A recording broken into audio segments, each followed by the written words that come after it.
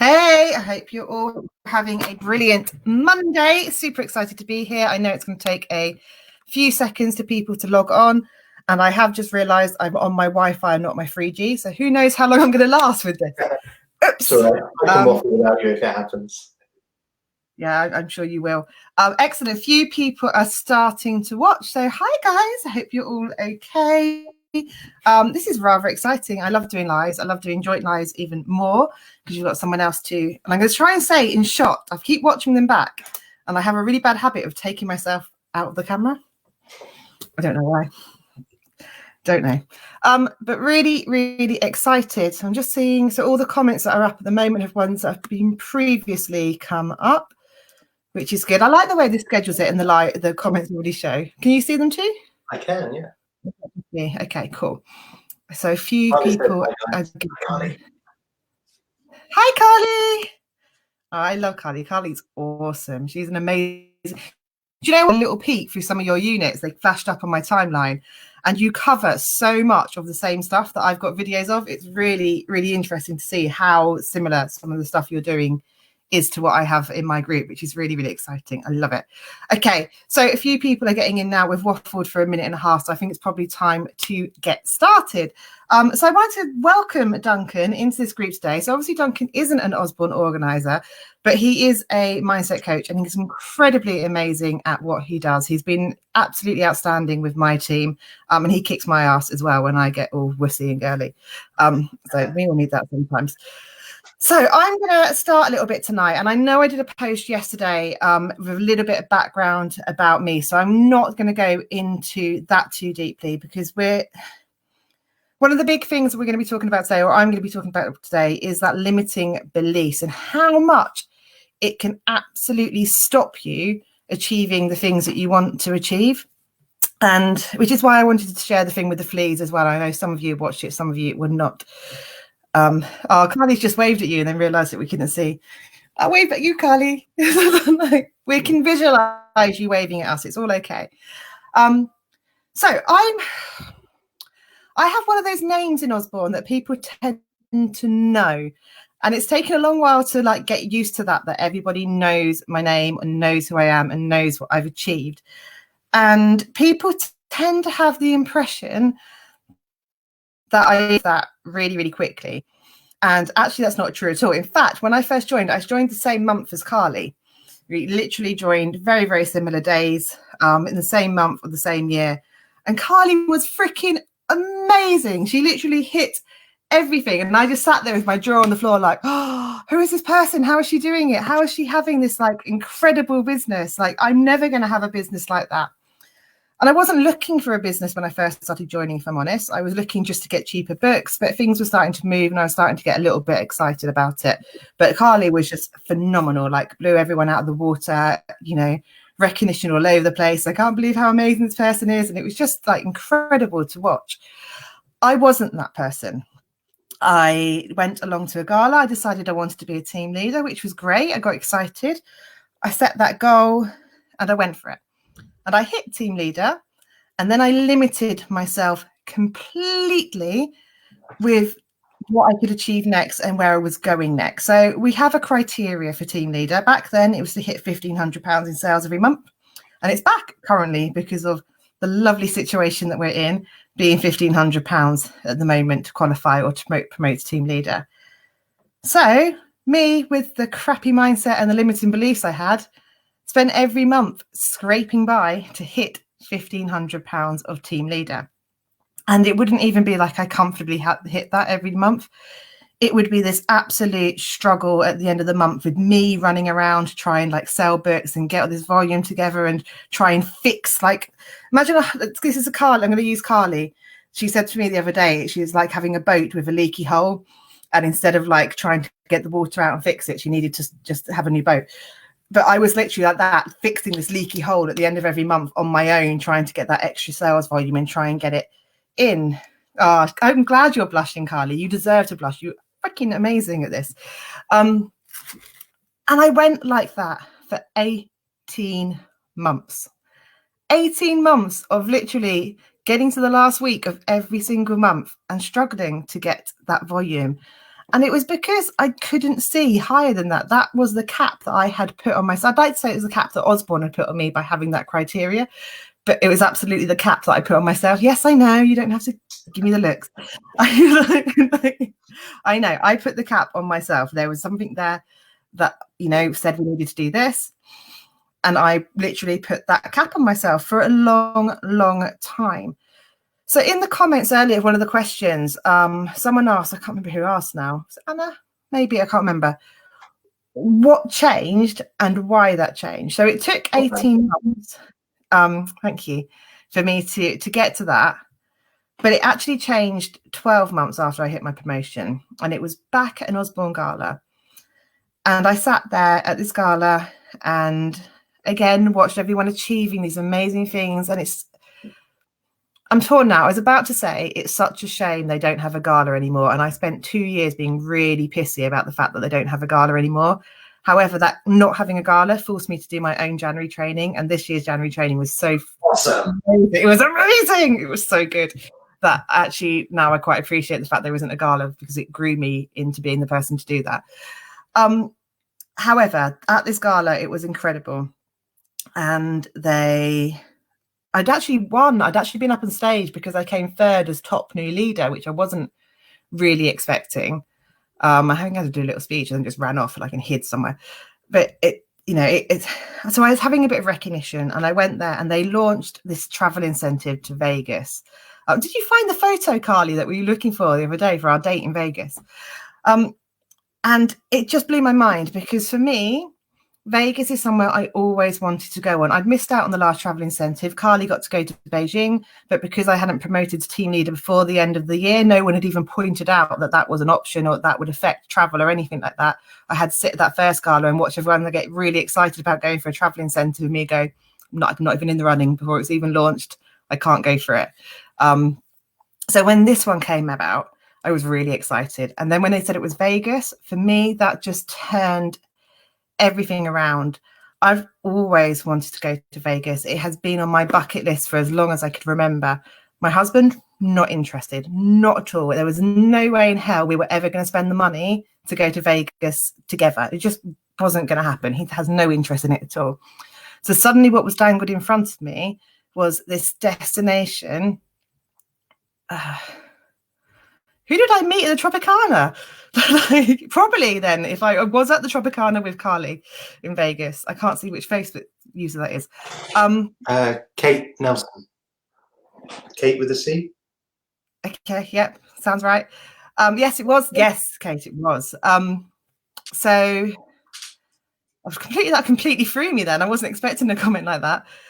So yeah, so suddenly dangled in front of me, there was this place I'd always wanted to go, and a means to get there without having to spend any of my own money, without having to worry about what my husband thought because I was just spending all this money and going on a girly holiday or anything like that. It was a legit way for me to go and experience Vegas, completely paid for. And, it was there just in front of me. I wanted it so much that it completely changed my thinking. And I came away from that gala with a whole new goal. And I'd been tripped up in the past where I had relied on what some people had told me they were going to achieve and then hadn't achieved. And that had caught me out and made me drop out of gold and all these other things as well. So I knew I needed to do more. So I set myself this goal that I was going to do double everything that was needed on that criteria. So for every season I had to promote a team leader, my aim was to promote a minimum of 2 team leaders.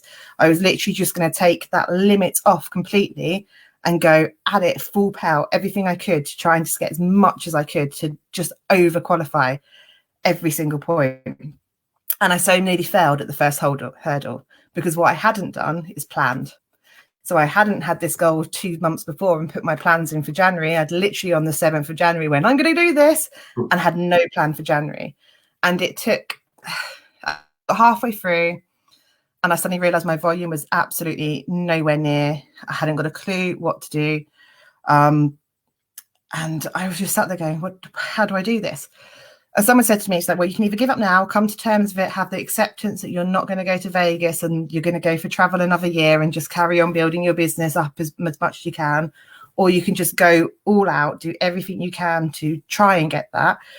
And then if you don't, at least you know that you've done absolutely in your power, in your control to get there. So I went all out and I started to advertise school packs and things for PTAs to try and get a big chunk of volume in. And with 3 days to go at the end of the month, I managed to get an assistant head pick up one of my messages on a Facebook group, who then I dropped a catalogue around to her house immediately. They'd just redone their library at school and she said, yep, I want to order this, offer this books for you. And that was a £700 order. Then that she managed to get the school credit card. And within 24 hours, she'd chosen the book, she'd got me the credit card details, we'd put the order through, and suddenly I had qualified that month. And because I'd done that, I've always learned then what's in my capacity to do last minute when I'm really determined to go out and make something happen. And then it just carried on building slowly and slowly. And then it hit April and things changed. And actually one of the things that changed was we discovered Facebook adverts. And we suddenly had a new way of recruiting as well. So those of you, I know Carly put a post about Facebook adverts earlier, and that is one of the things that changed my business. The mindset is massive, but I coupled it with learning new skills as well and trying to choose lots of different ways. I did loads to try and recruit. I wasn't going to just sit there and try one thing over and over and over again. And we stumbled across these Facebook adverts. And then it really took off. I promoted 2 team leaders in that April. I didn't get my group leader promotion because you can't promote off the back of 2 promotions at one go. It can only be one. One of them didn't qualify in the June, so I didn't get it in the May. Then in the June, I hit my group leader promotion. And by that point, we'd built this momentum going. I'd literally taken it off by this point and was going for it and going for it. We then hit my divisional promotion just 2 months later in August. So I literally in the same season had group leader and divisional leader promotion, and then hit the executive leader promotion in the October as well. So I literally went from struggling team leader who limited herself to barely qualifying every single month to literally hitting every other promotion the company had within a 6-month period. What that did to my income was absolutely incredible. And I haven't got the check in this room with me. So my income for the January that year was about 300 quid. My income for the November alone was over £7,700. And that had changed in the space of 11 months from £300 in a month earnings to over £7,500 in a month's earnings. It was absolutely just bonkers. And it was never the money that drove me. It was all that trip to Vegas that was the driver behind it. And by that point, I was just having so much fun.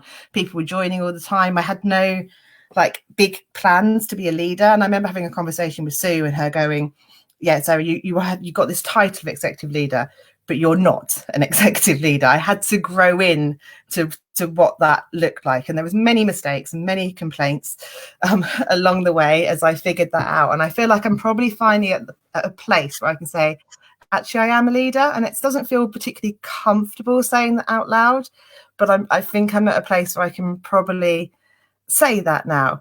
You're underselling yourself. Sorry? You're underselling yourself. Yes. Correctly? I hope. Underselling yourself, I said. Oh, underselling. I thought you said understanding. That's okay. Underselling. Okay. That is before tax. And I was really excited to pay tax because I hadn't paid tax for years. And so when the first time I got to submit a tax result, I was really excited. Have you seen the comment that Duncan will love and hate my response to that? Do you know what? I would never have believed I could do that as well. So believe actually was my buzzword for that year.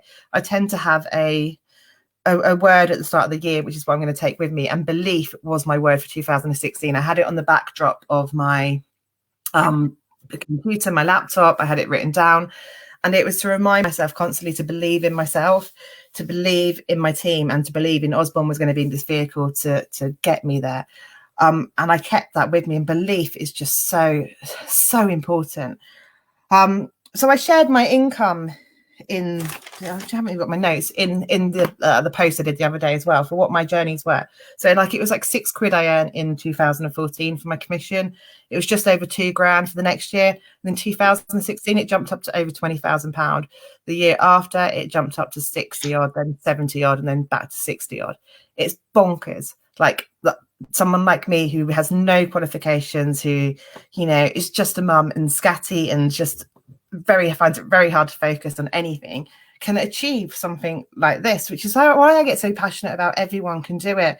And in the clip I shared earlier, I spoke about this opportunity is there for everyone. And I mean that 100%. Anyone can join this business and achieve what I've achieved. That is on the table for everyone. It's not who you suck up to in this business or how you get that promotion. It is a clear criteria laid out for anyone. So all you have to do is hit that criteria and you get those earnings and you get that money. It is absolutely bonkers, but it is that simple. And it starts with just bringing people into your team. And right now is the absolute most amazing opportunity to bring people into your team. I've literally had ex-team leaders who have just been doing the odd order now and again, who've suddenly gone, actually, I need to bring my team back in, who just recruited out of nowhere when they haven't done it for ages. I've had ex-organisers come back and go, actually, now is the time I want to do this. I've got people pinging my page all the time going, actually, can I have some more information? Tell me about this now. People need a focus right now. People are bored at home and need something to do. People need an extra income and we can help provide that for them. People need books and resources to help homeschool their children. There has seriously never been a better time. Who's asked about dedication? So one of the things I was going to touch on is what I believe to be what you need in this business to succeed, or any business to be succeed, or to succeed in anything, is desire, belief, and action. And you get those three things and you get the success and the goals that you want. I ummed and ahed about adding things like consistent and dedicated in there. And the reason I didn't is because I believe if your desire is strong enough, you will absolutely be dedicated and consistent without needing to overly think about it, because the desire to work and to have your purpose and do what you want to do is so strong. If your desire isn't that strong, you need to work on your consistency and your dedication until you find and something ignites you into what that desire is. But when you've got that desire, like how much I wanted Vegas, when you've got it so much, the consistency and everything else just comes, because you know why you're going to work every day. You know, you get up with a smile on your face because it's another opportunity to take you that one step closer to get to what you want to get. And when you unlock that within yourself, you literally become unstoppable with anything, because you just want it so much and you believe that you can do it. And then you just absolutely take that action and that consistency. So Carly's agreed that she's never had the sheer volume of messages that she does now. It's literally like it used to be when my business was growing and everyone was pumped up and excited and motivated. And I'd love to say that when you have that momentum, it lasts forever and everyone just lives in this happy bubble. But like any business, we're going to have ups and downs and peaks and troughs. And, you know, I've changed a lot as a person and the way I work throughout this journey. But yeah, right now I'm buzzing, and I know that sounds crazy when the world is freaking terrifying at the moment. And don't get me wrong, I'm struggling with not going out. I can feel my mental health not being in its best place, because I need people and I need to go out, and I need it. You know, that is my energy. I get it off other people from being around other people. So I do have a struggle with that. But equally, how exciting it is right now, and the opportunity that's giving us, because we can still work when so many people can't, is absolutely just I can't believe how simple it's. It's so simple. I talk about the Osborne cycle, and I'm going to do it because it's literally like a minute long. The Osborne cycle is this: it's you at the top of the circle. I can't even get my finger on camera. And then what you do is you sell some books and you bring some people in, and that person sells some books and brings some people in, and that person promotes. And then they go around the circle and they bring some people in and they sell some books and they bring some people in and sell some books. And at each point, some of those people you bring in are going to drop off. So some people you bring in are going to do nothing and disappear. Some of them are just going to sell some books and they will continue to do that. But some of them, and the ones that you repeat the cycle, is bring someone in, help them recruit, help them to get to team leader. They bring someone in, help them recruit, help them to get to team leader. And every single person going around that cycle time and time again is the absolute key to building an absolute huge business. Because if you do that once, as soon as you've recruited one person, you've absolutely unlocked that in your head, that you know that's an ability that you now have. So doing it once is the hardest time you're ever going to do it. So if any of you are watching and you've got one recruit, then you've absolutely got the power to do that tenfold. And if you haven't done it yet, you're absolutely going to do it right now, because everybody wants to join. Stress myself. What? Okay. I don't know what you stress yourself out about, having a team member. Overthinking, I think. Overthinking is a very, very dangerous thing to do. We all do it at times, though. So that's really what I wanted to dig deep in about limiting beliefs, really. And taking it up was a massive thing in my business. And don't get me wrong, there's probably times that I put limits back on myself, and I lost confidence a little bit last year as well, but I've regained that now. And you're going to have that. But do you know what? I'm nothing special. I really am not. And if I can do it, then absolutely any of you can do it. So I'm gonna let Duncan take the pen off the end of his finger and and start talking now. Hi. Do you want me to say a bit more than that? So I'm Duncan. I'm a hypnotherapist, psychotherapist, mindset coach, and all of that jazz. But do you know what? They're all just labels. Ultimately, what I get to do is I get to spend my time helping awesome people like you realize how awesome you are, connect with it, and draw it out. Because we're really good. Like, the human mind is so powerful, and we're really good at finding new and exciting ways to use it to trip ourselves up, hold ourselves back, and just generally get in our own way, right? What I get to do is I get to help people all day long to use that same power, not fight against that, but use that to instead move ourselves forward. And one of the most important parts of that, well, the most important part of that is around mindset and how you approach things, how you think about things. And one of the most important influences upon that mindset is suggestion. As humans, we are really susceptible to suggestion. And I'm going to talk a little bit more about suggestion and auto-suggestion as we go along. But before we do, I've got a question to ask all of you. And I don't need you to answer this. I don't need you to write this down. I just want you to think about this for yourself. How would you feel if somebody else spoke to you the way that you speak to yourself? Just think about that question. The chances are you probably wouldn't like that person very much. And if that's the case, then you absolutely are the person that needs to listen to what I have to say next, because you need to be a bit nicer to yourself. Because if you can't be nice to yourself, why would you expect anyone else to be? It's so important to look after and look out for yourself so that you can achieve all the things you want to achieve. So, why is that relevant? Suggestion. Suggestion is all around us all of the time. It's at the very core of pretty much everything I do with clients, whether that's one-to-one or group sessions. And suggestion dictates who we are, realistically. When you look at your upbringing, you were brought up by people, and their suggestions repeated over and over and over to you became part of who you are, right? I'm sure you can probably think now of those phrases that you find yourself saying and thinking, oh, I sound just like my mum. Whether that's a good thing or a bad thing is up to you. Because they've become so ingrained in who you are, right? See, suggestion is around us all of the time. And sometimes it's really blatant. Sometimes it's a lot more subtle. Sometimes it comes from distant things that don't mean as much to us, like a big billboard that says, buy this burger, and you suddenly fancy a McDonald's, or an advert in the paper that makes you want something. But then it could come from people closer to you. So maybe you walk into work, back when we could, and again when we can in the future, and you're with a group of people that you know well. Or maybe you jump onto a Zoom call with people. That's perhaps more realistic for this current time. And it's people you know and that you trust, and therefore you look up to them, and therefore their opinion has some level of authority to you, much more than a billboard or a newspaper would. And imagine walking into a situation like that and someone says to you, "Ah, you look great today." How does that make you feel? It makes you feel great. Equally, if someone walks into the room and says, "You're right, you look tired," makes you feel tired. Oh, now you mention it, yeah, actually, I am a bit tired.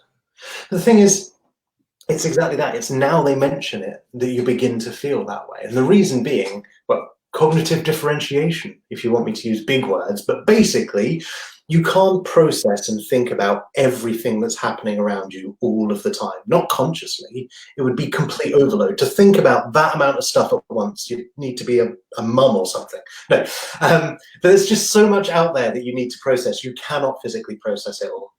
So what happens is we take certain shortcuts, we ignore stuff we consider to be irrelevant, and we just focus on what our subconscious believes is relevant to us. We engage with our reticular activation system to do this. But again, big words aren't important. Basically, our brain is programmed to look out for the stuff we think is relevant. Like when you go and buy a new car and you think, oh, I've not seen them in that color before, or oh, I've not seen this model before, that's unusual. And then on the drive home, you see 5 of them, right? There's not suddenly more of them on the road, it's just that they're now relevant to you, so you notice them more. Exactly the same thing happens with your mindset when you are accepting or choosing not to accept suggestions. So when someone says, oh, you look tired, you're feeling tired, you'll suddenly think, okay, what are the signs that I'm tired? What you're not thinking about is all the signs that you're wide awake, like the fact that you're having a conversation with this person. But everything else that's relevant to you being tired suddenly comes to your awareness. That's how powerful suggestion is, because it's not just about what someone else is saying, it's about how that then adjusts the way your mind is working and what your thought processes are on that subconscious level at that time. The thing is, in the same way that billboards don't have as much impact as people you know, who don't have as much impact as your parents, there's one person in this world whose opinion you never disagree with. There's one person in this world whose suggestions, therefore, are more powerful than anybody else's, and that person is you, obviously. So if your suggestions are more powerful than anyone else's, every single time that you make a suggestion to yourself, it's like having 10 people around you saying the same thing. Now, can you imagine achieving amazing things if you're constantly surrounded by people telling you you're never going to make it and you're not good enough? You can prove them wrong. Yeah, but that relies on having a louder voice inside your own head that's saying otherwise, doesn't it? True. Can I interject with an example of something that I realized today? So we've had, as I mentioned, recruiting's amazing at the moment. So already this month, we've had 15 people join our team, which is just great. And then when I looked at the people who had joined, 10 of those people who have joined out of those 15 have been by people who have been regularly attending the Zoom meetings that we've been holding over the last week.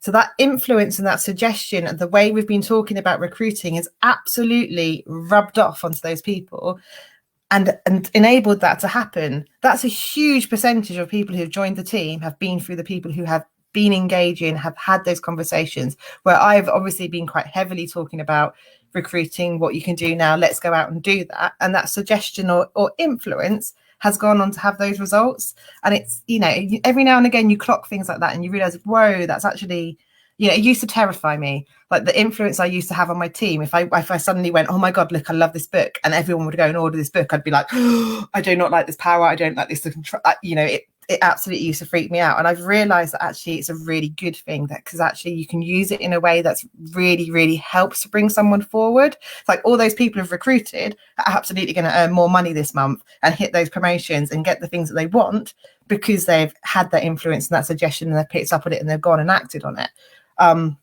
So yeah, it's actually a really, really fantastic skill, but I just wanted to pop that in there. Sorry. No, don't be sorry. That's awesome. It gave me a chance also to catch up on some of the comments, and it's great to see them coming in. Keep them coming. Sorry if I'm not responding to them as they come up, but I get carried away with what I'm saying. I don't see that as a bad thing. Abby, you absolutely nailed it yourself. Absolutely. Okay, so here's the thing, and this is especially aimed at Emma, but also lots of other people as well. We're all good at understanding that, but putting it into practice for ourselves is a whole different thing, right? Explaining it to other people, telling people how important it is to be positive doesn't necessarily make it easy for us to take that on board. So the next bit is all about how you can take that on board and how you can make those changes. Now, what I'm not going to do here is give you some massive big thing that and loads of complicated stuff that you need to work through to get somewhere.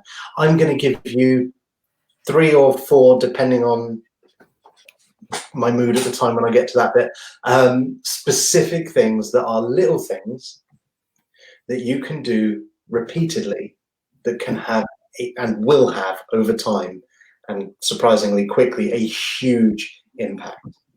Okay? Little ways that you can practice and improve just being nicer to yourself and building and boosting that belief. Okay? So the thing is, those suggestions that you're making to yourself aren't necessarily based on the language that you would think that they would be. The subconscious and the conscious mind don't communicate in quite the same way. If they did, it would be far too easy, and I wouldn't need a job. No, the communication between the subconscious and the conscious mind is slightly different, and the subconscious is very, very literal. On a subconscious level, you work on about the level of an 8-year-old. Okay, there's probably a fair number of people in this group that have 8-year-olds or have had 8-year-olds. They're fun, right?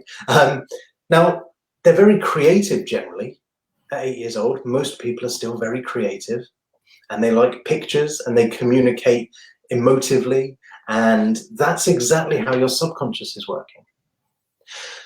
So if your subconscious is working on a very kind of visual, pictorial kind of basis, it isn't that that's the easiest mode and model through which to examine it on a conscious level as grown-ups. But if your subconscious is working on that way, then in order to communicate with it, it needs to take everything that you say, interpret it into its own language to make sense of it, and then process from there. It's effectively like it needs to draw a picture of everything you're saying. So if you were to say something like, don't run, how would you draw a picture of that? Well, you see it at swimming pools all the time. It's a picture of someone running with a line through it. In order to draw that, you need to draw a person running. In that same way, the subconscious mind, in order to think about not doing that thing that you want to stop doing, it needs to think about doing it.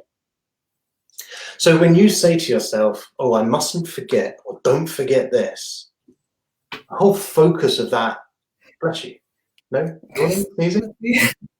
The whole focus of those 2 words, don't forget, is forgetting. Yeah. If you tell a child, don't run, has that ever worked? Unless they're really scared of you. But if you ask them to slow down, or to walk, or to hold on, or to concentrate, there's a much greater chance that it will work. I'm not saying it's going to work every time. Kids, right? But if you say to a toddler, don't kick those boots off, those boots are coming straight off. But if you say, I bet your feet are warm and cozy in there, there's a much greater chance that they'll keep those boots on. The moment you say don't whatever, you need to think about that thing. It's like if I say, here's the cheesy example from like NLP books of old, don't think about a pink elephant. What's the first thing that comes to your mind? Pink elephant. But if I ask you to think about a red hammer, you can easily stop thinking about the pink elephant until I mention it again, and then you go back to thinking about it. If you say don't forget, you're going to forget because you're already convincing yourself you're going to. Otherwise, why would you need to tell yourself not to? But if you focus instead on deciding to remember, that's a lot more powerful. See, we do this all the time. We think about all these things that we want to change, and we're focused on how things currently are and what we want to be different, rather than thinking about what we do want it to be like, which is so much more powerful because then your subconscious can picture that, you can imagine that.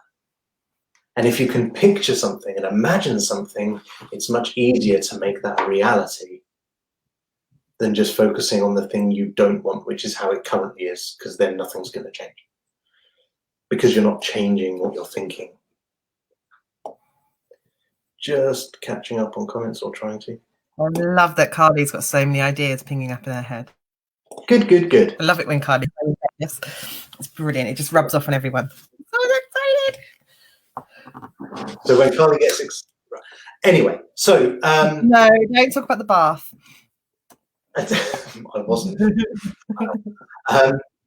Okay, so yeah, so what I would normally do, in fact, yeah, let's do it. I want you to have a think about stuff that where you currently are, and things that are getting in your way, things that you want to change, things that you want to stop doing.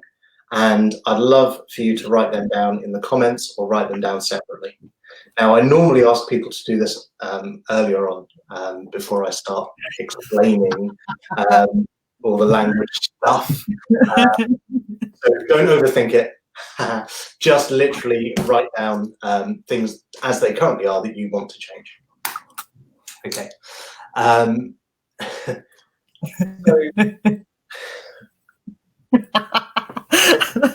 Just waiting for you to see that. So, right, yes. So there's a few different things that you can do, really simple things you can do to start to improve your language. The first is to recognize when you're focusing on something that you do want and when you're focusing on something you don't want. One of the easiest ways to do that is to look out for certain words. Okay. I've had one person tell me something that they want to change and want to stop doing. I'd love for a couple more to go in the comments before I ruin it by talking about the next bit and how you can change them. That's it. I've got a couple more things coming in. Good. Okay, so there are other words that are similar to don't. Anything that gets you focusing on the thing that you don't want counts as a don't word. So saying stop is just like saying don't. Yeah, don't run, stop running. Same thing. Ultimately, you still end up focusing on the thing that you don't want. Also, words like can't. Can't doesn't exist to me. Choose not to or haven't done it yet. Can't do it is okay if it's followed by the word yet. But generally speaking, it's limiting and you're holding. I grew up never being allowed to use the word can't. It's literally like a swear word in my house. My mum would come down and be like a ton of bricks. No such word as can't, only won't. That was literally my entire life. I can't put my shoes on. There's no such word. It worked. It got me to do the shit I needed to do, but yeah. Okay, so here are my three rules and a bonus one on how you can improve your language and therefore your thinking drastically. I want to pick up on a comment. Yeah. Sorry. Who's just put, I've lost it now. Someone just put they can't, something about recruiting because... That's all right, I'm going to come to that. A newbie like me, recruiting is a bit daunting. I'm still finding my feet. Can I just say, I had someone join the team this morning and they'd already recruited by 2 p.m. this afternoon because they're doing it together now. And it was just that conversation. It just fell into place and it happened. So do not let being new hold you back. It's not holding you back. It's holding the opportunity back from someone else who needs it and wants it and it can help. So don't take that away from people just because you've got fear. You will learn as you go along and your mentor or Carly or someone will help you to answer all these questions, but do not hold someone else back from joining because you've got a fear with it. Just saying. I was chatting to an Usborne person connected via a different group just a couple of days ago, actually, and they were talking about a similar thing. They were saying how they've not recruited anyone yet because they don't feel like they're ready to lead someone else. And I said, what's the best way of getting ready to lead someone else? And they said, practicing. I said, well, there you go. And the flip side of it was as well that actually what they really wanted, what their aim was, they were so appreciative of the support that they had from their leader and what that meant for them and the difference and the transformation and change that they'd seen for them. I said, well, why wouldn't you want to share that with someone else? No one's saying that you need to be the next insert leader's name here, but just be you. The thing is, there's going to be someone else out there that's in the same place, that's looking for the same kind of support, the same kind of opportunities, more now than ever. If you've not recruited yet, what better time to turn around to someone and say, look, here's what I'm trying to do. Here's what I want to create. I'm looking for this type of people who want to come on board with me now at this point to help me make the mistakes. Let's learn together. Let's grow together. And then this time next year, we could be helping other people to bring other people on to do the same from a much higher level, whatever part of the structure you're aiming for in that time, you know. Anyway, so here are the guidelines on how you can drastically improve your thinking and language by just making a few little changes to the way that you speak. Rule number 1, don't say don't. Sarah's huffing because I called it a rule and she doesn't like rules. Don't say don't. I wasn't huffing at all. Avoid the word don't, because the moment you say don't, you know the thing that's following it is the thing you don't want to be doing anyway. Yeah, just like the word stop. Get rid of that from your vocabulary. Just to be clear, when I say don't, that doesn't mean you beat yourself up for having said it. It means that when you hear the word don't, ding, ding, ding, that's when the alarms are going off. That's when the bells start ringing, because you've noticed that you've said that word. And by noticing it, what you've done is you've created an opportunity for yourself to practice turning that into something positive. It means you've highlighted that you've said something that probably leads to a negative statement, which means you've got a chance to turn your thinking around right now in that moment. So just looking at the times that you say those words. So don't say don't. The moment you say don't, ding, ding, ding, opportunity. The next word, always, avoid, always. It's a very definite term. I always struggle with this. I always get that wrong. I always make mistakes. I always wonder what people are going to think about me. I always think, if you find yourself using the word always, now don't get me wrong, there can be positive uses for it, but most of the time, especially because we're British, we're really good at... I was going to say women then. That's all. No, I nearly made it. No, I won't make a passing comment about women. It would be untrue and unfair. So avoid always. And the final one, never, you can probably guess where I'm going with this by now, say never. Because the moment you say never, it's very much like always. It's the flip side of it. Yeah. If you think you've always struggled with that, or you've never been able to do this, you can't think of one time where it could be different, which means you're not allowing yourself the room to change, to adapt, and to improve going forward. And then the bonus one that I'm going to throw in for you as well, try not to try. Yeah, there's no point trying things. If you've decided you're going to do something, and here's the reason why, right? So let's be clear, trying is much better than not even getting off your ass, right? So taking that first step and deciding you're going to try, which is very much what Sarah talks about, because her initial decision was, well, what if I just try? What if I just give it a shot? It's much better than sitting on your bum and doing nothing. But better still, forget about trying altogether and decide you're going to do it. Because then, if I know that I'm going to climb to the top of that mountain, for example, the difference is if I decide I'm going to try and climb to the top of the mountain and I get a quarter of the way up and I stumble, then I've tried. I've already done what I said I was going to do. I already know I've tried. So I've ticked that box. I did what I said I would do. And at that point, then it's okay to turn around and give up and go home. Because in my defense, I was giving Osborne a try. I know. But when I went, I'm going to recruit, I'm going to recruit. I'm going to get those team members. So I mixed it up a bit. So if I decide I'm going to climb that mountain and I get part way up and I stumble and I go, I'll just get hard now, I'll just go back down, I can still say that I tried. I was successful. But if I say I'm going to climb that mountain and I stumble, then I pick myself back up and I go, great, I've learned from that. What can I do differently next time? Do I need to condition myself better so I'm prepared? Do I need to strap my ankle up next time or wear different boots so that I've got the support that I need? Or actually, am I just being a bit of a wimp and I just need to push on and get up that sodding hill?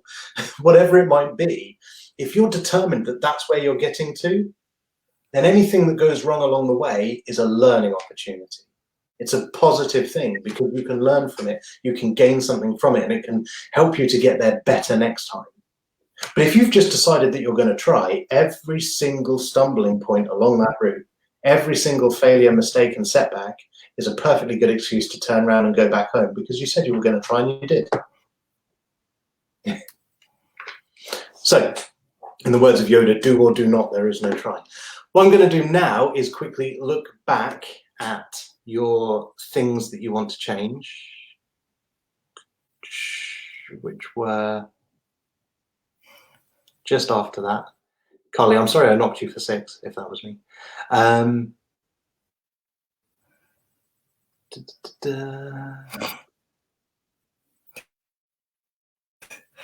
I tell myself off for being a wimp and just get on with it like all the time. Here we go. No.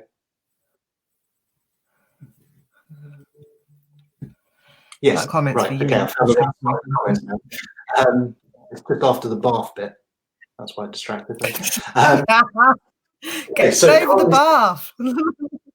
Carly says she needs to stop assuming that people don't want to hear from her.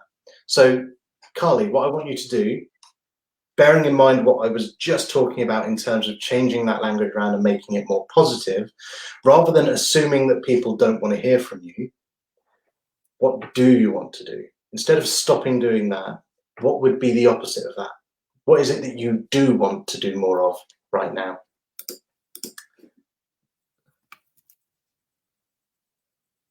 I'll give you a chance to catch up and write that in the comments. If you're not sure, just put a question mark and I'll answer for you. What you need to do, Carly, is just talk to them. Hannah, you've said, yeah, absolutely. Just ask them a question. People love answering questions. Does anyone know what time it is right now? How many of you? Answer, you dick. I went to answer. Exactly. That was my point. That was my point. How many of you watching went to look at what time it was to tell me just then? Right? I've got a million clocks around me. I've got one on my phone, one on my laptop, one on my watch. Fine. And yet people went to answer because we love answering questions. We're programmed to. So if you're not sure if someone wants to talk to you, just start by asking them a question. They'll probably answer. If they don't, then they don't want to talk to you. Ask them a question again tomorrow. They may have changed their mind. They might be in a different mood or be less busy. Yes, now more than ever, I want to be sharing with everyone what I know they're possible of and what they can do. How much better is that than assuming people don't want to talk to you? Like, not only have you turned that around to find the opposite, you've run with it. So that's brilliant. Okay, what else? Hannah Weber said, thinking I can't recruit given the current climate. So there are a couple of things to touch on here. One is in terms of this exercise of turning that around into a positive, that's really easy. So instead of thinking that you can't recruit, instead of wanting to stop thinking that you can't recruit, you want to start thinking that you can. It's quite simple, really, to turn that around. It's looking for the opportunities to do so. Now, in terms of that specifically right now is the perfect time to be recruiting, because now is the time that some people, not everyone, some of us are really freaking busy, but some people have a lot more time on their hands right now. Great. What better opportunity for them to get involved? A lot of people have kids at home right now. They need books just for the parents' sanity, if nothing else. What a great time to recruit right now. There's a lot of uncertainty in the world. Great. Financially speaking as well. What a great time to recruit right now. Like, I cannot think of a better time to recruit right now than right now. And if you don't see that, then just talk to me some more. If you don't see that by the end of this live video, please message me, connect with me, and we'll have a chat. Okay. I love that you're going to mentor them into recruiting. That's like not your job at all. It's Carly and I's job, but go for it. Message Duncan. But we're busy too. You're into how to recruit. I'll just help you believe that you can, and then point you at Sarah and Carly in this case. Okay, so Abby, oh wow, great! You've thrown some great things. You can list tons that you want to change. Motivation, DIY in your home, my weight. Okay, so they're not full sentences, which makes it difficult for me to turn it around into a positive. Great that you've said motivation rather than feeling lethargic, for example. See, if you were in Kaleidoscope, last month I did a live video all about motivation and what it is. Sarah does a lot about motivation as well. Yeah, motivation is really simple. Start by doing stuff, then you'll feel more motivated. Take the action. Take the action. DIY in your home. I'm guessing you just want to do more of it. And your weight. Okay, so weight is a great example here. People fixate so much on weight. The more you focus on losing weight, and who wants to lose anything, right? So the more you focus on losing weight and seeing weight as the thing, the more you're focusing on weight. Just like the more that you try and put yourself on a restrictive diet, the more you're focusing on, well, the stuff you can't eat and how much you want to eat that stuff. Far better than worrying about losing weight is thinking about gaining health, right? Doesn't that already just feel better to think about being healthier, feeling fitter, looking better, whatever your motivator is, whatever drives you to it? Focusing on that becomes so much easier than focusing on the stuff you don't want, which in this case is chocolate is so yummy. Chocolate is so yummy, absolutely. So enjoy that yumminess more by having it at the right times in moderation. And actually, that's a big part. Like, I'm not here to do a live about losing weight, but that is a really important part of losing weight as well. How often, I don't want anyone to actually answer this to me or in the comments or anything else, just for yourself, okay? This is just for you. But how often do you find yourself eating junk, whether that's chocolate or crisps or whatever it is, or cake, and eating it quickly because even if there's no one around, you kind of don't want to be caught, you know you shouldn't be eating it. So you eat it really quickly. And therefore, you don't actually enjoy it half as much as you should anyway. What's the point? And then you don't feel satisfied. So guess what? You eat the next bit of cake as well, and another pack of crisps, and another chocolate bar, and whatever other junk it might be. If you're going to enjoy a chocolate bar, sit and enjoy it and savor every mouthful.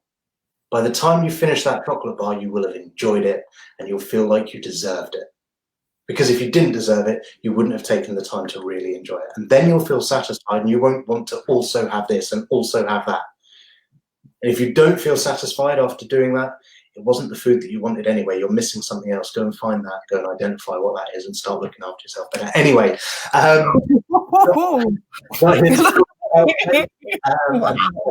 Sorry, tangent.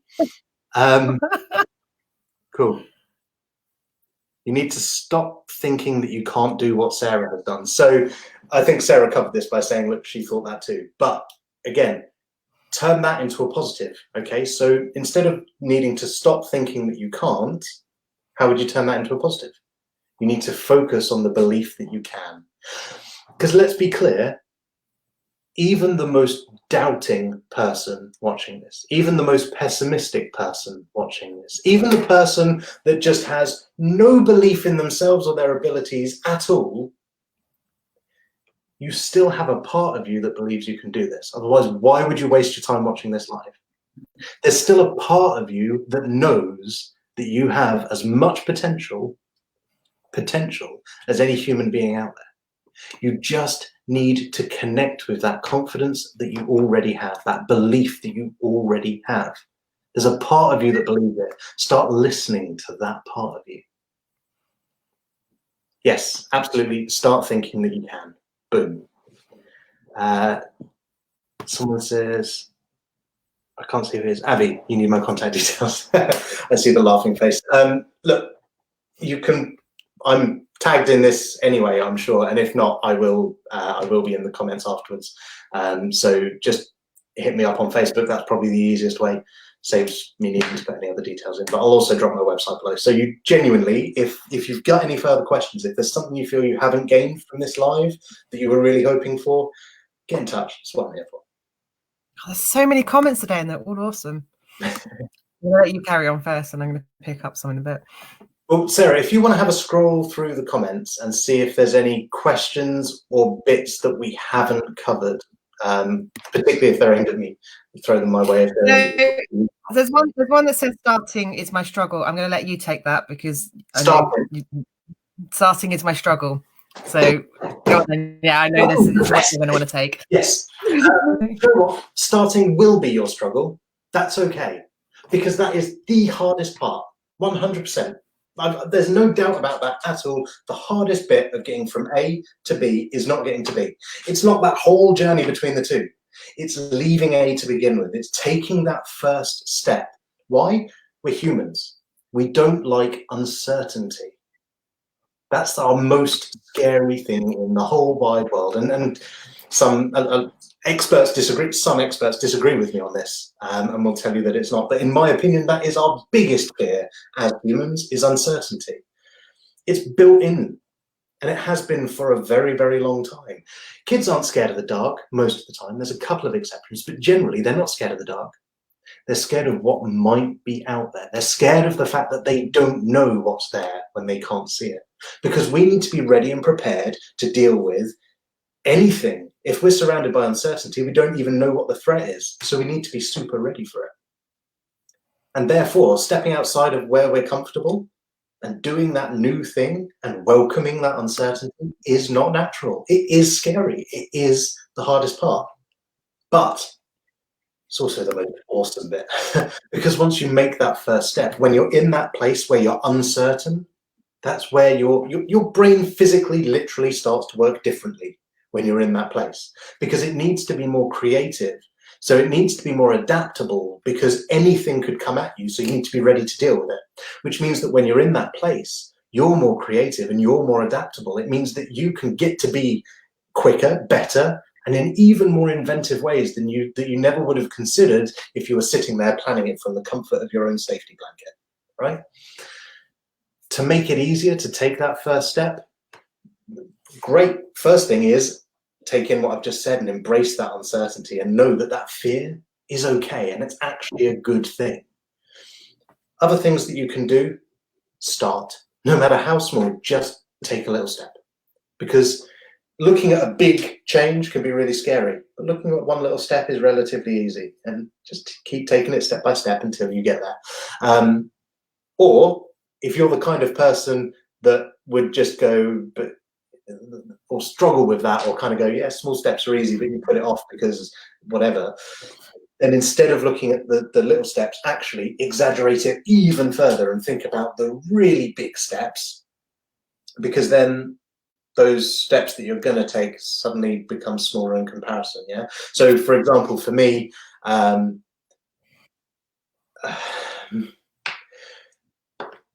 creating some content of a certain type for a certain thing was like, yeah, it's easy, but I never really kind of got around to it. But then when I looked at the bigger structure and the purpose of creating that content and what it was for, and a really big thing, that made it easy for me to go, well, compared to this big scary thing that's like a huge thing, actually, this is nothing in comparison, so I can do that easily. And that made me want to go for it more, made it a lot easier. So find what works for you within that. The other thing you can do is to create an environment that's conducive to you taking that step and making those changes. The great news is that right now, that bit's been done for you. Right now, you're already flung into uncertainty, right? There's so much going on in the world right now that you have no control over, and you don't know how it's going to end up, or rather, you do, it's going to end up all absolutely fine by the end. You don't know how long that's going to take. You don't know what twists and turns there are going to be along the way. We just don't know. Awesome. That means that right now, there is a huge amount of change going on.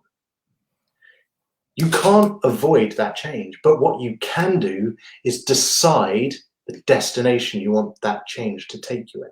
To use probably a very bad horse analogy, it's almost as if, I don't know, Sarah, I don't do horses, you do the horses, it's fine. But to use a random analogy, it's like the horse has left the stables and it's decided that it's going for a run, right?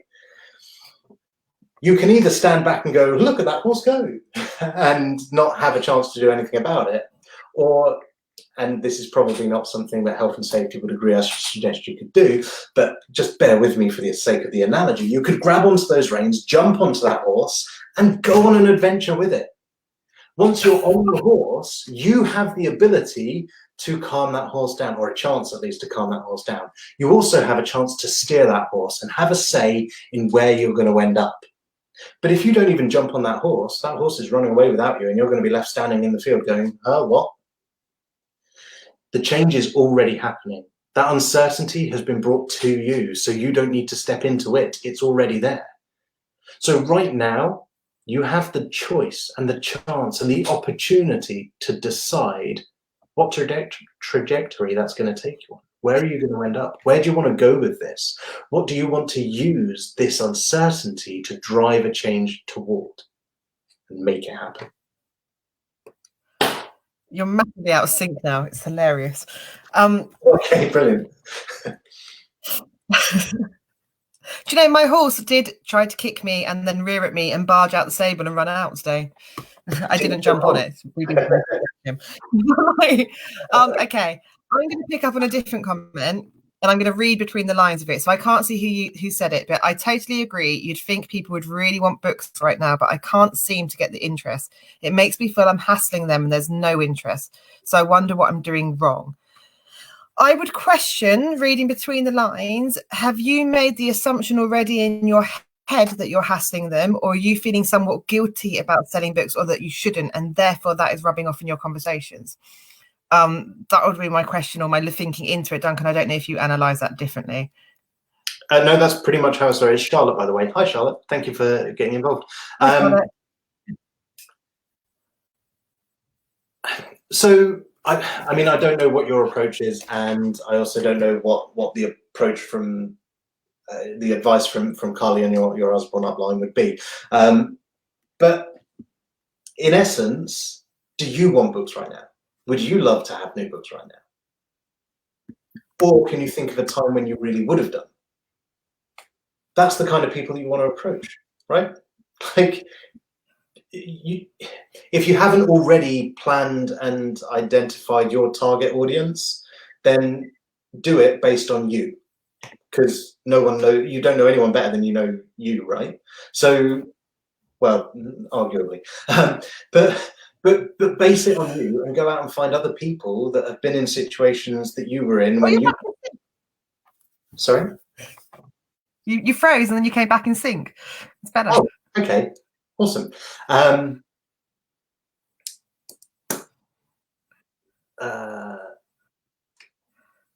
Yeah, I don't know where I was at then either. I don't know what you missed.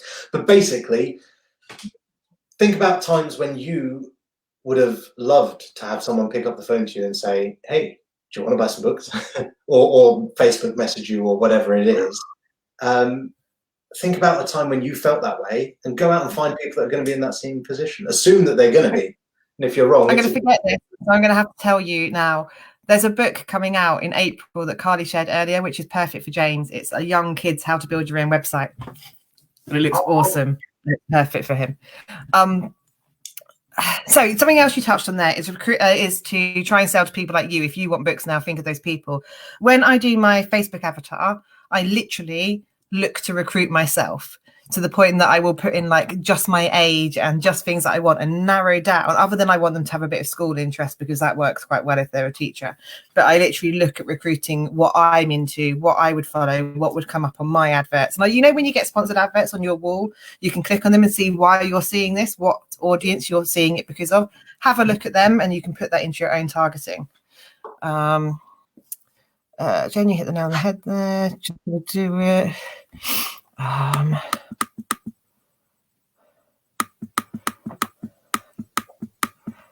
Okay. Is there any other comments you want to pick up on? Sarah's face at the horse.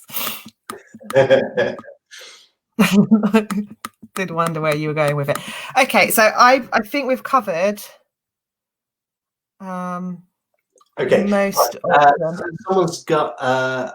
I always got that these days books are online on readers, etc. No one wants paper anymore, even from my family. So a couple of things I want to pick up there. One, family and friends are not your audience. They're not. They just won't be, right? Once you're successful, they might become your audience. They might be interested, but don't. Most people, especially within MLM. Oh, Usborne's not. Apparently. No, it is. I'm just wondering where you're going. Most people, and this is even more prevalent within MLMs, is when they start a business, the first thing they do is try and sell to all their friends and family, right? Especially with MLM, because you know it's a great opportunity. You're passionate about it. You want to help them out and get them involved. They are not your target audience. And if they are, it will be naturally as it goes on, as they see what it's doing for you, they will approach you when they're ready. Like if a friend is keen and interested and wants to know more, and trust me, by the time you're successful in building a team, they will want to know more. They will ask you, right? Forget about pitching to your friends and family and forget about what they say, right? That doesn't mean ignore them in every aspect of your life, but when it comes to your Usborne business, talk to other people that do Usborne that are more experienced, that have been doing it longer. I can't imagine that there's going to be many people in Usborne that will say, oh yeah, I made it to team leader by recruiting all my friends and family and no one outside of my already existing circle. Like, I doubt that it exists. There may be one or two. They will be the exceptions by far.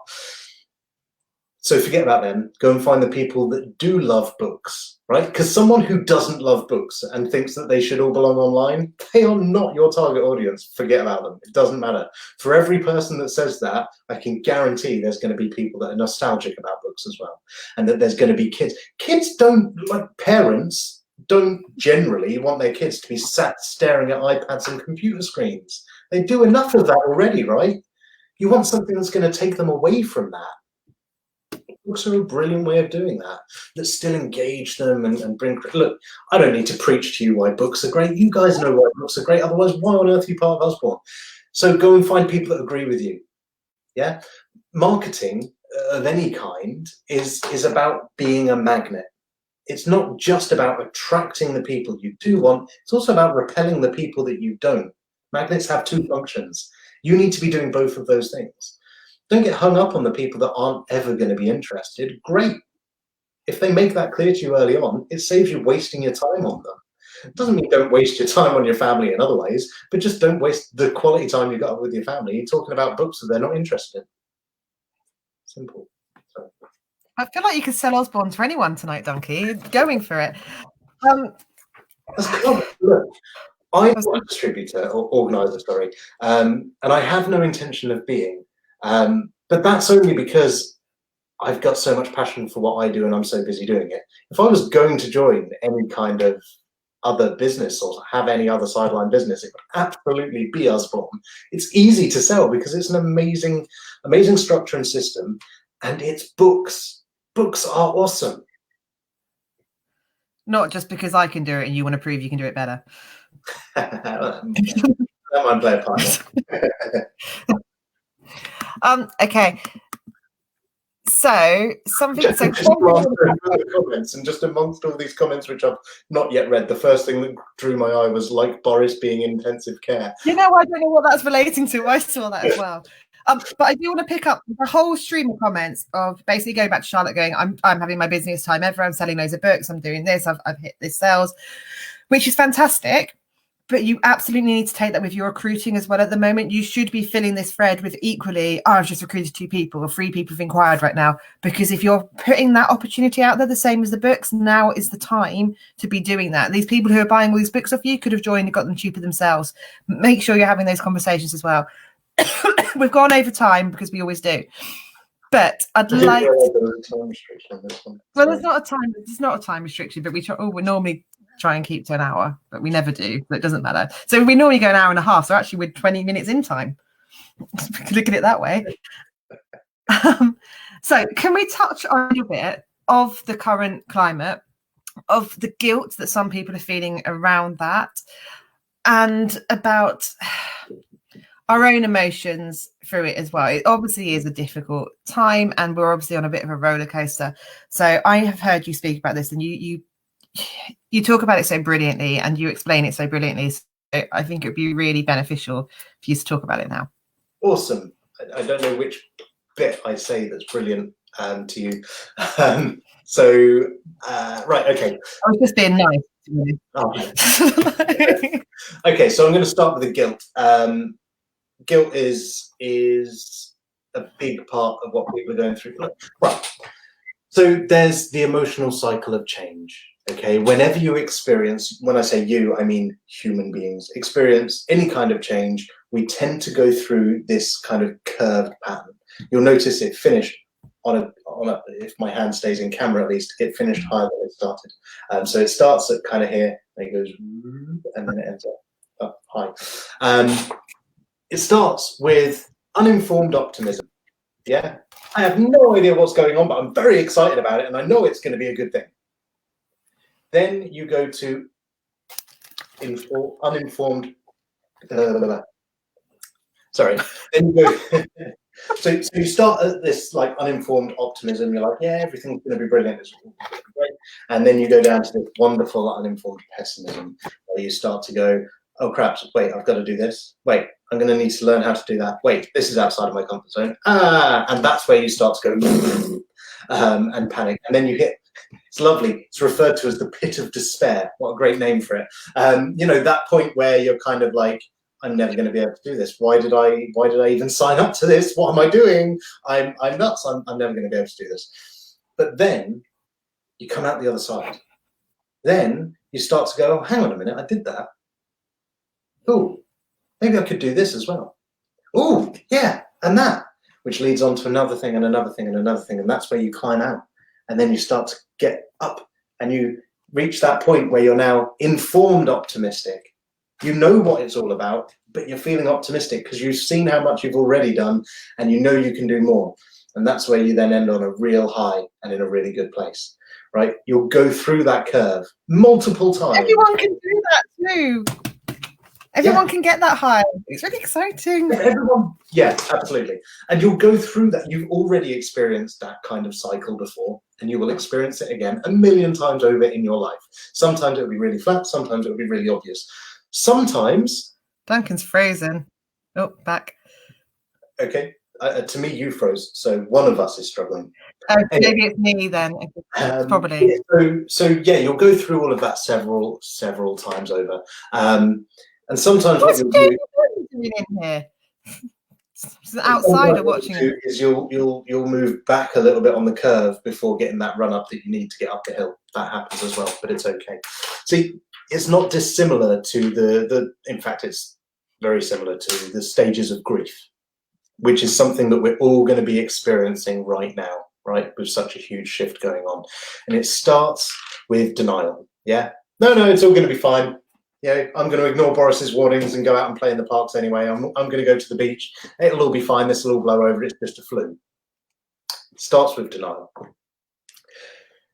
Then as you start to realize what's really going on, it moves to the anger stage. But with this anger also comes just frustration and guilt. That's where the guilt sits, right? Now, I've been asked in the past to talk about why you shouldn't feel guilty in this situation. I'm not actually going to tell you that you shouldn't feel guilty. I'm going to tell you that you are going to feel guilty, or you probably already have. And those of you that are smashing it right now have moved past that. Excellent.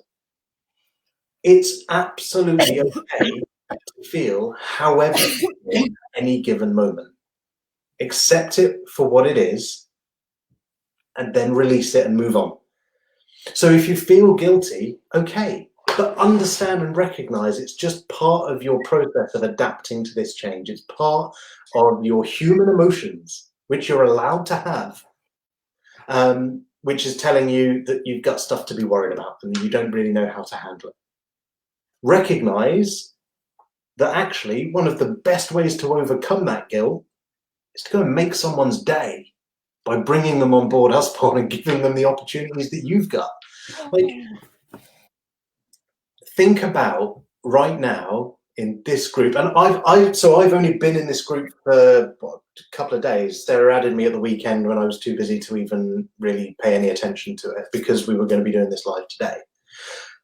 And already I've seen that it's a supportive and a positive environment. Already I've seen that you guys come together and that Carly's there supporting you and creating some fantastic opportunities within this group. Right now, people need that support and that camaraderie more than ever before. Why wouldn't you want to invite someone into that, bring them into that and let them be a part of it, let them share in that awesome experience of everything that you benefit from Usborne? Because it's not just about the money. It's probably not, for me personally, it wouldn't be about the money at all. For some of you it will be, and that's fine. But even for those of you... Sorry. Yeah. You made a point. So, touching on one of the things you just said, we had someone post in my group today. I did it. I just put in my first order. It's for £152.78. Only joined on Friday. Wish I joined earlier. And that's it. People are wanting it so much. And actually, they're wishing they took the leap of faith before that. They're wishing someone put the opportunity in front of them before that. And it's our job to do that. And what an amazing job. And amazing. You deny people the opportunity. I know. And so many people do. Just feel a little bit guilty about it. Ridiculous. Accept that's what it is. Move past it. Go out there and grab those opportunities and share those opportunities with those amazing people. Like, do you want people on your team just because you want to promote to the next level and earn more money? If you do, then you don't need to worry about the guilt. Go out there and do it. But if you want it for more reasons than that, which you probably do if you're the kind of person that's allowing yourself to dwell on that guilt, then recognize those other reasons why you want it. Recognize what it is that you want to share with those people, with that team below you. The very fact that you're feeling guilty means that you care. The very fact that you feel like maybe you shouldn't approach people means you're the right person to approach those people right now because you've got compassion and understanding and empathy. Go out there and grab those opportunities and present those opportunities to others.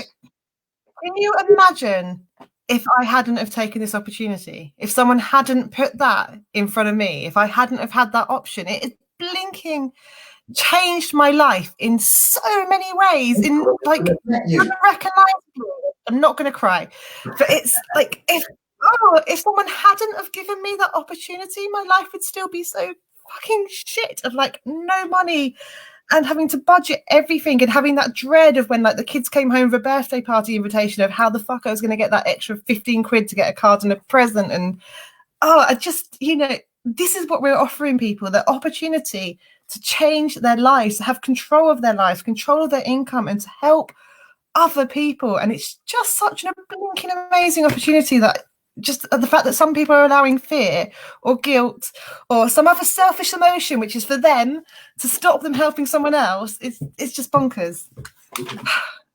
Like, she eating polos? But at the same time, it is okay to feel that emotion. Don't feel guilty about feeling guilty. But then to deal with it and get on it and help people. Yeah. Sorry, I feel like I've killed the conversation and we're both eating now. That's what Okay. Are there any other questions? I'm going to make people cry. It's all right. That happens. It does happen. Some people pay me to make them cry. I don't want to know about your sideline, thank you. No, one of my favorite ever clients. Bless her, she's awesome. This is so off topic and off tangent, so like use this time to whack some questions or comments in so that we've got a chance to answer them before the end. But yeah, 50 something years old, pushing 60 when she came to see me, and she hadn't cried since she was 14. And trust me, she had more reason to than most people. She'd just been bottling it up and just didn't know how to deal with it. And then it got to the point where it was just bursting out in all sorts of different ridiculous ways. So yeah, she literally came to me to help her cry. She's so awesome. That's sweet. Yeah, she's so much happier now. Which is... She's still your client. That's nice. She's still come and cry. But no, she doesn't need me to cry anymore, which is awesome. We still keep in touch though, and she still anytime that I'm doing like group events, like when I used to run my weekly sessions and things like that, she'll still come along. Yeah.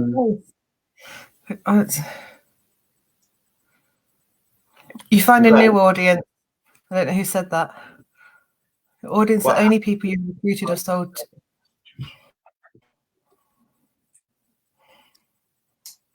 Your audience is the only people you've recruited or sold to, and then in turn end up trying to sell to people that are already selling it.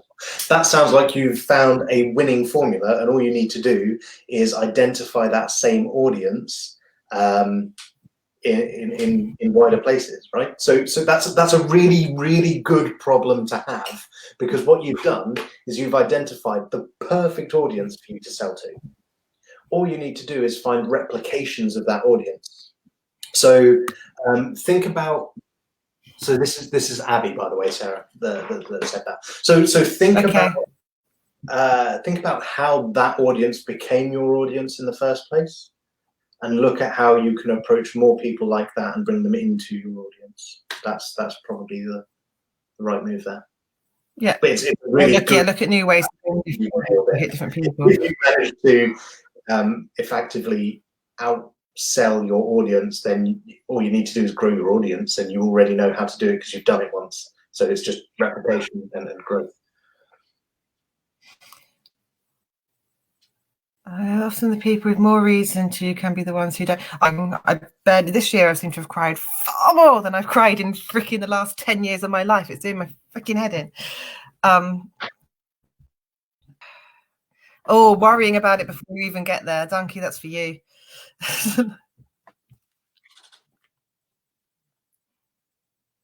Oh, okay. Just stop it. That's so easy, so much easier said than done. Worry is a story with an unhappy ending that hasn't even happened. Like, wow, where did that come from? A quote that came from a client of mine that had been through. I'm going to be careful what I say as to not upset or offend anyone. But a client of mine who had been through CBT, but they'd gone through it in a group process, and they came out with a lot of really cheesy quotes along the way, and that was one of them. Okay. Yeah. Anyway, I've done that 6 weeks NHS CBT course. It was so much fun. I really like that because it helps a lot of people realize that they need more help and come and see me. Right, sorry, yeah. So to answer, what was it? Oh yeah, worrying about something that hasn't even happened yet. Like, all worry is worrying about something that hasn't happened, and most of it, or a lot of it, won't happen, right? So if you're going to allow yourself, sorry, if you find yourself worrying about something like that, then accept that you're worrying about it, recognize that you're worrying about it, and then you've got two options. Either realize that it's not even a reality and refocus your attention on the positive stuff within that. So, for example, the size of your audience, the fact that you're selling well to them, etc., etc. Or look at what you could do if that did become a reality. How would you overcome it? How would you work around it? Because worry in itself is not a bad thing. It's only how you react to it that can allow it to become a bad thing. So if you notice that you're worrying about something, great. You're able to prepare for and find a solution for it already before it's even a problem. And in doing that, in spending that time thinking, okay, how could I fix that problem? What you're doing is you're actually, in this situation and circumstance, finding a new way to improve the rate at which you can grow. I just love the CBT comment. Yeah, absolutely. So here's my like stereotypical like standard anxiety client journey is someone who's always had issues with anxiety, and then something happens that's the catalyst that makes it worse. Then they go on this CBT course with the NHS, and they have their 6 sessions. And what happens there is they're an intelligent person. They're normally a creative person, whether they recognize themselves as that or not. Sorry, CBT stands for cognitive behavioral therapy. And don't get me wrong, it is great and it is useful in a lot of ways. But what tends to happen within the structure of the NHS approach to it and the 6 sessions that you get, if it's someone with anxiety, is that they tend to have those 6 sessions, which helps them to understand it, helps them to realize the way that they're thinking and how that's having an impact. But what it actually does at the same time is it encourages people who are already overthinking stuff and questioning their thoughts regularly to think about their thoughts more and overthink it even more. And most people are too anxious to get through the door anyway. So those are people who never turn up. And so what tends to happen, or what I found happens with a lot of my clients, is that they've been through this CBT process and they now have gone from a place of overthinking everything to understanding that they're overthinking everything, but feeling even more stupid about it for doing so, because they understand what they should do in theory and why it's happening, and yet they still can't change it because it's not a logical process that you can fix by just thinking about it differently. There's more to it than that. And so then that's when they realize that actually my approach is a lot more fun, a lot more effective. So I'm going to add something in. So there's a lot of people mentioning CBT and things in here. I myself have suffered from anxiety and depression in the past, and I've done a video which is on my YouTube channel, which is working through Osborne while suffering from anxiety and what steps I took and how I overcome that. So if it's okay with Carly, I'll drop a link in for that. So there's a comment here that says, are there sensible rules to use when you'll find your mindset dropping back into old habits and to kick you up the arse? So I'm going to go with what my opinion is on that first, Unky, and then I'll let you come in afterwards. So for me, the rule that I would be using, or what I would be trying to get someone to use, is one is reconnect with your why. Remember what it is you want to achieve, what your goals are, what it is you're working to in the first place. And the second part of that is just take action. So even if you really don't feel like it, if your head's spinning, if you don't want to do anything, take one small bit of action and then try and follow it with another small bit of action. And the more you do that action, the more you'll become motivated. You'll get a good result. It will pick you back up and it will draw you back into it. That's my rules. What's yours? That's absolutely brilliant. What I would do myself personally is that I would find someone else who's struggling with something that's at least vaguely related and go and help them with it, because that would spur me on so much more. Like, so that is my action. So most of my action is involved helping people. So that for me, my action is go onto my team, help someone with some questions, help someone to overcome something. So it's similar and it's aligned. But equally, it might be putting a post out or whatever if you haven't got a team or people to help. But yeah, there's more comments. There's so many comments in this live tonight. I'm loving it. Yeah, so that's relating to the CBT. I can't. My phone's dead now, so it's still just showing Facebook user for me. Okay, I recognise it more when I beat myself up because I'm aware I've noticed I still haven't changed my habits. It's so common. Look, just drop me a message. We'll chat. Be careful, Donkey. You're so busy already. You're going to have a million messages. It's fine. I'll upsell to her. Hashtag buy my stuff. Excellent. Yeah, it's recognizing, isn't it? So it's that thing that my mindset's pretty good most of the time, but I will recognize myself every now and again doing things or saying things, but it's that there's no point beating yourself up for it. Just recognize it, note it, and move on from it. I kind of touched on this earlier when I said don't say don't. It's not about beating yourself up when you find yourself saying it. It's about embracing it and noticing it, because that gives you an opportunity to practice changing it. And it's those regular repeated practices of changing it that actually make something last. So yeah, if you would have been sold on your upsell. If you recognize it more, but then beat yourself up, continue doing the recognizing it. And when you do recognize it, the first thing I want you to do, and this may sound a little bit daft, okay, but the first thing I want you to do, the moment that you recognize a bad habit, is smile. Genuinely force your face into a smile, whether you mean it or not. Smile. What you're doing is you're reminding yourself that it's a good thing to notice it.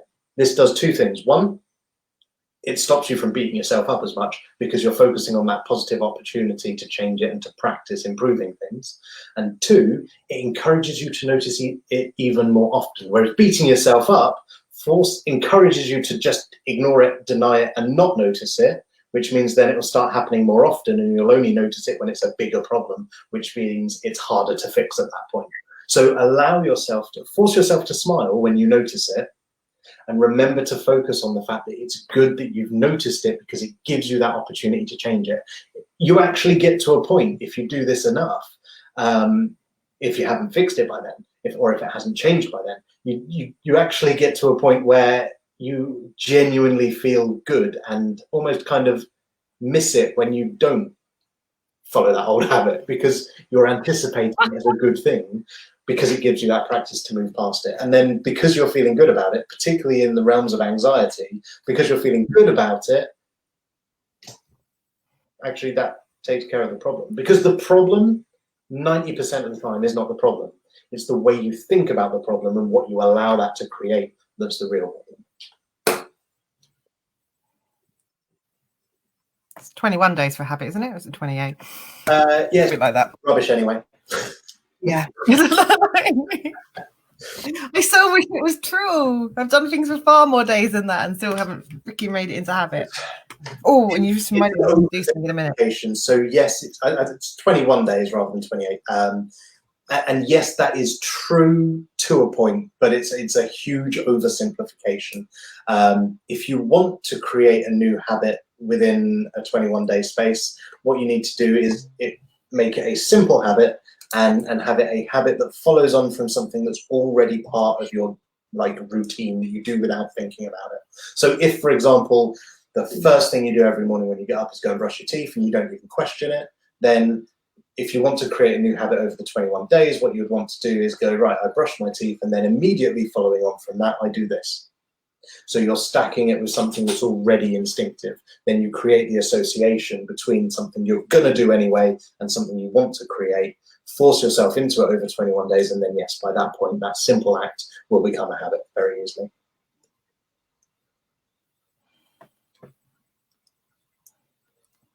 Excellent. You're right. Yes, make those changes. Go and recruit people. Build your team. Now is just the perfect opportunity to just do amazing things and to help so many people. It's just so exciting. Yeah, we've been talking for an hour and 31 minutes. Do you think we should wrap up? Charlie, do you want us to just keep talking all night, or you want us to finish up? No. There's a question about I really struggle with. So words are a huge blocker for me. So, I'm a numbers girl. I'm not talking words. That's different. Shut up. I can read your look, mister. But I'm a numbers person. I'm a bit of a geek in some ways, but numbers make perfect sense to me. I ace maths, ace science. That was no problem. English, I was rubbish at. I cannot type a sentence without a typo. I have to go back and correct it. I put the wrong words in the wrong places.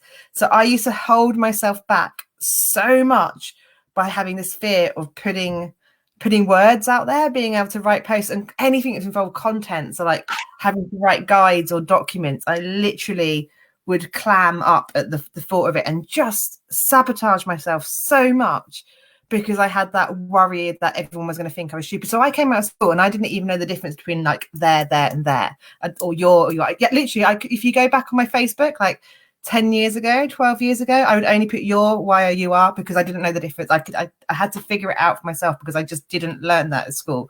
And I had this huge fear over it. Don't go back and look at my post from 10 years ago. I was hugely embarrassed. I love words. I'm a words person. Words are so much cooler than numbers, right? But Carly's a geek like me, so actually you're the biggest fucking geek there is. But sorry, Carly.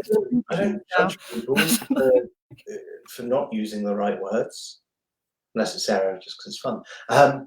But the thing is, there's going to be other people out there that are also rubbish with words. There are going to be other people out there that want to see you just being human, which means making mistakes. That's something Sarah has been brilliant at throughout her journey. She's her, right? She's raw and she's real, and she doesn't hide her mistakes from anyone. She's happy to show them off to the world, which makes her more relatable. If everything you put out there is perfect and polished and just how it should be, then you're going to put people off as part of that. Or you're going to, if that's absolutely who you are, keep doing that and you'll attract people who are like-minded. But the people that you want on board, generally speaking, the people that are most attracted by what Usborne have to offer are not grammar Nazis, unless they're teachers. Maybe. But then let the other people that also have that same mindset be the ones to recruit them, and you recruit the people that work for you. So I don't know who's posted it, but she's asked how I overcame it. Do you know how I overcame it? Because my purpose became so much stronger that I just had to do it anyway. So my purpose to help people and to bring them on and to give them the information that I could give became so much more important. And I also learned to write how I speak. So the world changed as well. We didn't have to be so formal. We didn't have to stick to all these grammar rules so much. We now in a place where we can blog and we can write, and we can do it in a way that it sounds like us. And that's how I tend to write now. It's when I write with passion and it's just my words, but also we've got video. So lots of my trainings and lots of things I don't write up as big documents, because I can make a video of it instead, and I can show what I do with the words that I speak rather than having to type it all out. Or I could just send it to Duncan and go, can you proofread this for me? That too. If you have an iPhone, go into Notes, press the little microphone button in the bottom right of the keyboard, and talk. Dictate. You remember whatever message you sent me last time you did that? It was a load of junk. I can't remember what it was, but that was different setting and circumstance entirely.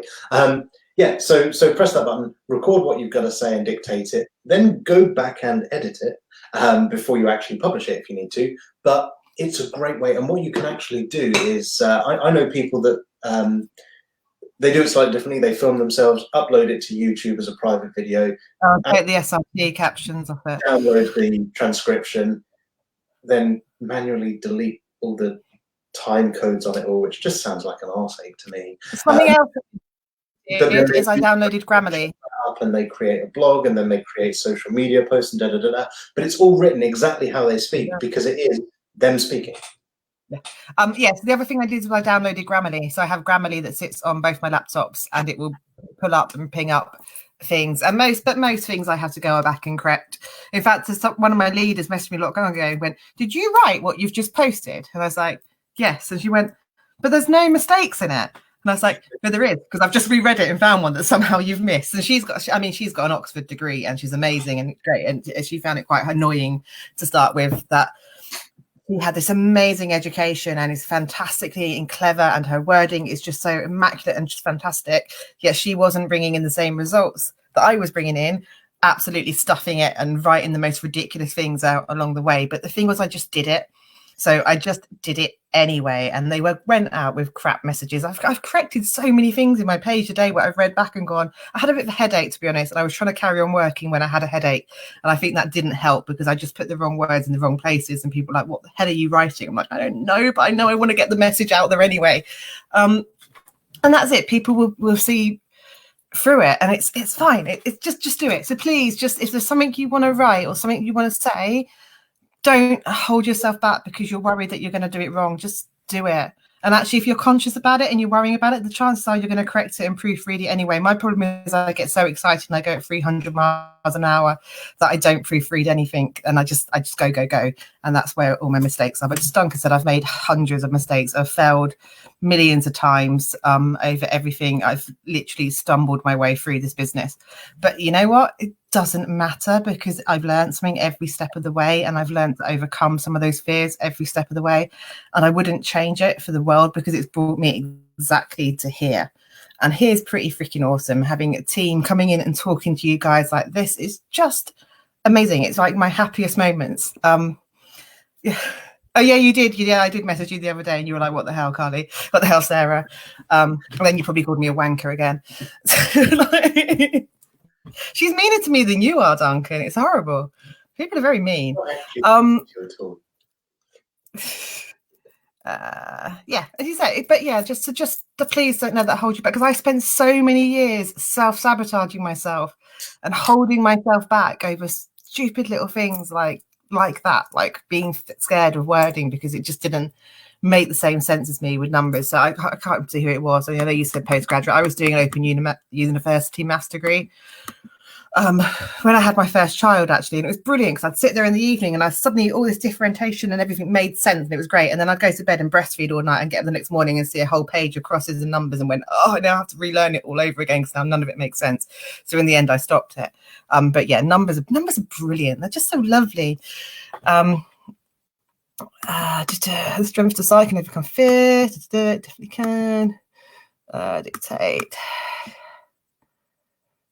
Don't grass you up for bad language, whatever. Oh, look, I'm glad it's been amazing, and I'm glad it's helped. If if one of you's taken like one thing away from tonight and you're going to action that, then I'm really, really happy, because that's what it's all about. Should we wrap up, Duncan? Yeah. Words are not better. I mean, don't get me wrong, words are brilliant. What I love about words, okay, you're going to get me one, is how powerful they have. So words have power, they have superpowers, and you could absolutely change someone's day around by taking 3 seconds out of yours to say something nice to someone. So one of my favorite activities when we were allowed out is, if I'm going out drinking, I go into the girls' toilets, and just I come out the toilet and be like, "Oh, your dress is beautiful," and you just watch someone's face be like, "Oh, do you think so?" And you go, yeah, that cut is amazing on you. You look stunning, and they will walk out of the toilets with the most amazing, happiest smile on their face, because you've literally just spent 3 seconds complimenting. Because every girl's like, when they go out, they're trying to find the right outfit. They want to look lovely. We're all peacocks at the end of the day. It's what we like. And if you take the time to compliment someone with, there's no hidden agenda as a girl telling a girl that her dress looks beautiful. And it's just such a lovely thing to do. Lovely. So, sorry? So much for wrapping up, huh? I know, we're wrapping up now. I get excited. It's so and I've drunk quite a lot of gin. And in summary, you guys are all absolutely freaking awesome already. Embrace that awesomeness. Go out there and do your thing. Now is the perfect time. If you need more hints and advice on how to deal with the current uncertainty, then I'll drop a link if that's all right. I'm going to do it anyway. I'll drop a link in the comments after this video. Anxiety link on exactly that topic. Okay. Bye, everybody. Thank you. If you want to put the questions in, and we'll come back and answer them as well. So, bye, guys. Love you. Bye. Now I have to find the button. It's not ended.